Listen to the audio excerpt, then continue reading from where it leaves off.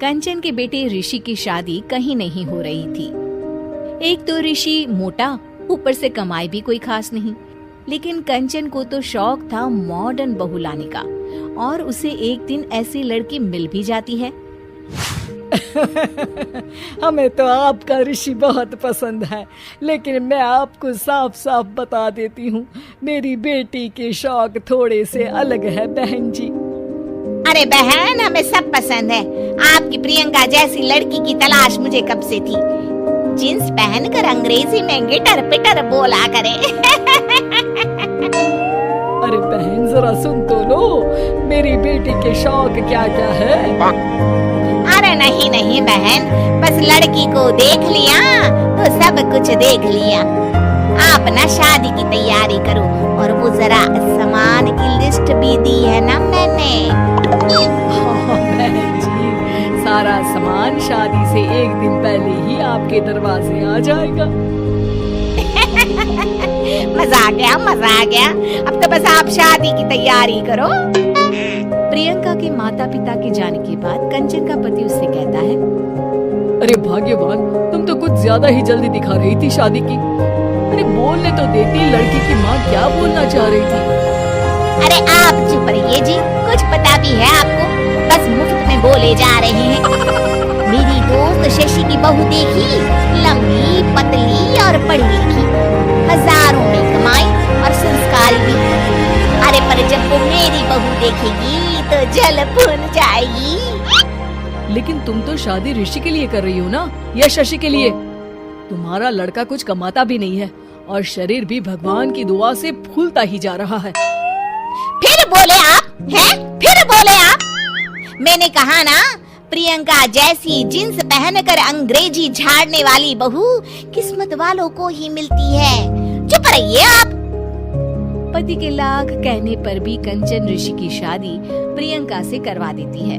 लेकिन प्रियंका जैसे ही घर में आती है, वैसे ही जोर जोर से चिल्लाकर नाचने लगती है। आज मेरे यार की शादी है, आज मेरे यार की शादी है। अरे नाचो मां नाचो। आज मेरे यार की शादी है। कंचन, उसका पति और ऋषि ये देखकर हैरान रह जाते हैं।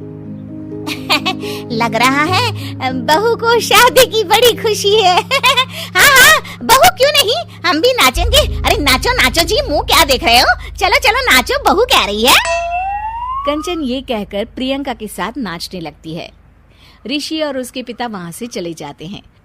अगले दिन कंचन अपनी सहेलियों को प्रियंका से मिलवाने के लिए घर बुलाती है, जहाँ शशि भी आती है। अरे शशि, कैसी हो? मैं ना तुम्हें प्रियंका से मिलवाती हूँ। अरे सच में बहुत ही एडवांस सोच की लड़की है। कितने मॉडर्न ख्यालात है उसके, पता है तुम्हें? अरे हाँ कंचन, जरूर। बच्चों की शादी अच्छी ही होनी चाहिए, और वैसे भी तुझे तो शुरू से ही ऊंचे ख्याल की बहू चाहिए थी। तभी कंचन की सहेली कहती है, अरे कंचन, बुलाओ ना प्रियंका को, हम भी मिल ले। अरे बहू प्रियंका, जरा बाहर तो आना।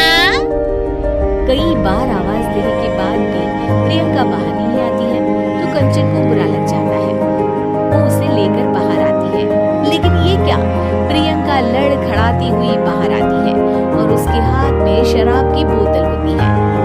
हालांकि शराब पीना स्वास्थ्य के लिए हानिकारक होता है, और ये हमारी किडनी के लिए बहुत ही खतरनाक है। लेकिन कंचन की बहू प्रियंका पूरे नशे में होती है। अरे इतने सारे लोग। ये कहकर वो शशि के पास जाती है। आंटी जी, पत्ते खेलेंगी, पत्ते। अरे दूर हो, दूर हो, तुम्हारे मुंह से तो शराब की बदबू आ रही है। अरे कंचन, माना तुम्हें मॉडर्न बहू चाहिए, लेकिन आधुनिकता का मतलब ये तो नहीं ना। बुरा न मानना कंचन, तुम्हें पता था कि तुम्हारे बेटे की कमाई और शरीर दोनों ही ठीक नहीं है, तो तुम्हें उसी हिसाब की लड़की से शादी करवानी चाहिए थी। ऐसा कहकर सभी औरतें वहाँ से चली जाती है। तभी प्रियंका की माँ कंचन के घर आती है। अरे बहन जी, बड़ी बड़ी चालाक निकली आप तो। बिना बताए अपनी पियक्कड़ बेटी मेरे लायक बेटे के गले में बांध दी। आय हाय, बड़ी आए बिना बताए। उस दिन जब मैं ये बात बता रही थी तो तुम तो सुनने को भी तैयार नहीं थी। अब भुगतो तुम। ये कहकर वो वहां से वापस चली जाती है। सबके जाने के बाद कंचन अपना सर पकड़ लेती है। हाय रे, आधुनिकता की अंधी दौड़ में मैं अपनी संस्कृति ही भूल बैठी थी। अब तो राम ही बचाए मुझे।